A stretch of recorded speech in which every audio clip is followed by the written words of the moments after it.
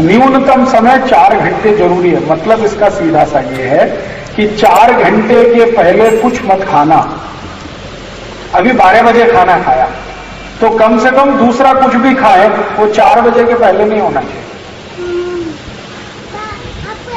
अधिक से अधिक कितना होना चाहिए? अधिक से अधिक का नियम है वो 6 घंटे का है।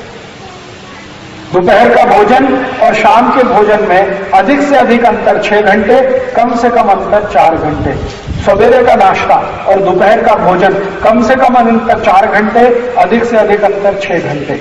इसको जिंदगी भर मेंटेन करिए आप, हमेशा इसको बना के रखिए अंतर को। फिर आप कहेंगे अगर 6 घंटे से ज्यादा अंतर हो जाए किसी कारण से, मान लीजिए कोई कारण ऐसा है जिसमें आपको सुबह का भोजन तो 10 बज गया और शाम का भोजन रात को 8 बजे के पहले नहीं मिलने वाला, अब क्या करें? तो आप ध्यान ये रखिए कि जैसे ही 6 घंटे आपके पूरे हो रहे हैं, सुबह का भोजन 10 बजे खाया, 6 घंटे पूरे हो जाएंगे 4 बजे, तो 4 बजे से लगातार थोड़ा थोड़ा बीच बीच में पानी पीते रहिए। बीच बीच में थोड़ा थोड़ा पानी पीते रहिए। हर आधा घंटे 40 मिनट में एक आधा गिलास पानी पी लिया, फिर अगले आधा घंटे 40 मिनट में फिर पानी पी लिया। नहीं तो जूस पी लीजिए, नहीं तो कुछ फल खा लीजिए, कुछ नहीं मिलता तो शेंगा खा लीजिए, नहीं तो हरभरा खा लीजिए, फुटाने खा लीजिए, गुड़ खा लीजिए, कुछ ना कुछ खा लीजिए। क्यों? कारण उसका वही है कि आपके शरीर में हमेशा एसिड बनता है पेट में, जिसको हम हाइड्रोक्लोरिक एसिड कहते हैं। अगर पेट में कुछ है तो हाइड्रोक्लोरिक एसिड उसको पचाने में उपयोग होता है, और अगर पेट में कुछ नहीं है तो वो एसिड ही आपके पेट को खाना शुरू कर देता है।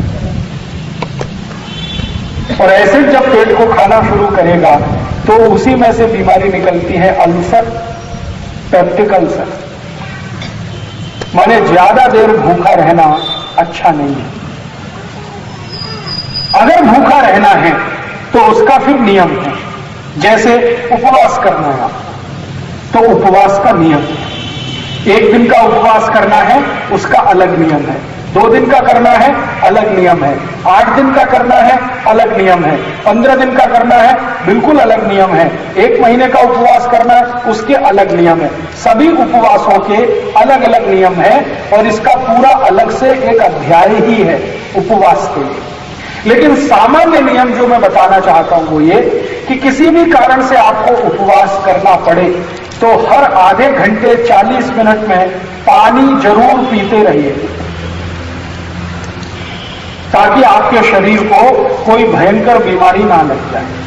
हर आधा घंटे 40 मिनट में आधा गिलास पानी, 1 कप पानी, 150 मिलीलीटर या 100 मिलीलीटर तक पानी पीते रहिए। उपवास अगर आपका ऐसा है जिसमें आप कुछ नहीं ले सकते तो पानी जरूर लेते रहिए।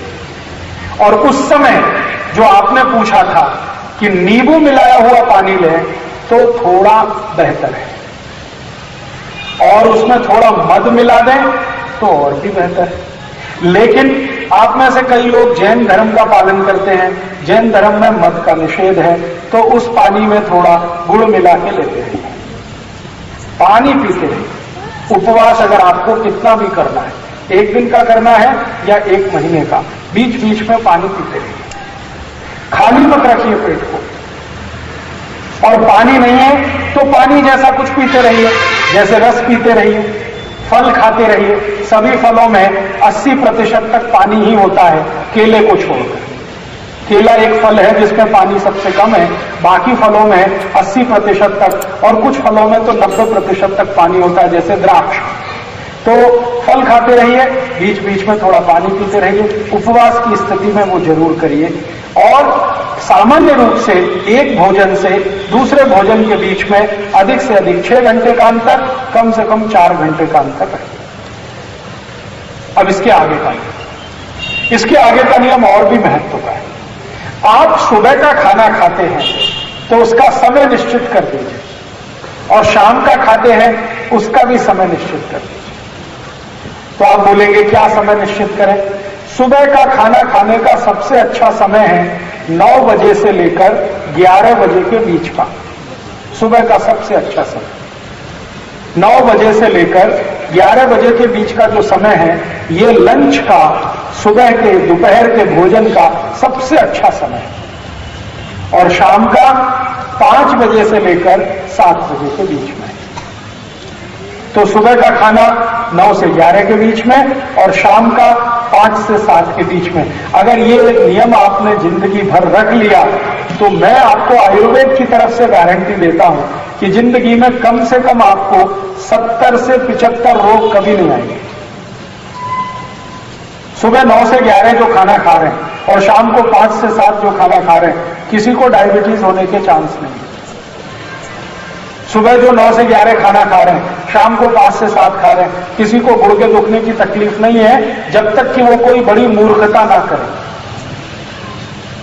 सुबह 9 से 11 के बीच खाना खा रहे हैं, शाम 5 से 7 खा रहे हैं, कभी अस्थमा, दमा, ब्रोंकियल अस्थमा, ट्यूबरकुलोसिस होने की समस्या नहीं। सुबह 9 से 11, शाम 5 से 7 अनिद्रा की कोई समस्या होने की संभावना नहीं। आपको ये जो आधा सिर का दर्द होता है, माइग्रेन जिसको कहते हैं, कभी भी होने के चांस नहीं।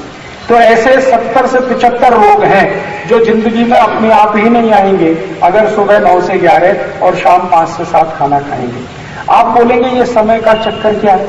ये समय का चक्कर सीधा सा ये है कि सुबह को 9 बजे से 11 बजे के बीच में हमारे पेट का वो हिस्सा जहां भोजन का पाचन होता है, वो सबसे ज्यादा सक्रिय होता है, एक्टिव होता है, सुबह 9 से 11। और शाम 5 से 7 के बीच में भी वही हिस्सा सबसे ज्यादा सक्रिय होता है। आयुर्वेद का एक अध्याय है कि शरीर का कौन सा अंग किस समय सबसे ज्यादा सक्रिय होता है, इसका पूरा वर्णन है विस्तार से। आपको मालूम है, रात को 2:30 बजे से 4 बजे के बीच में आपका हृदय सबसे ज्यादा सक्रिय होता है।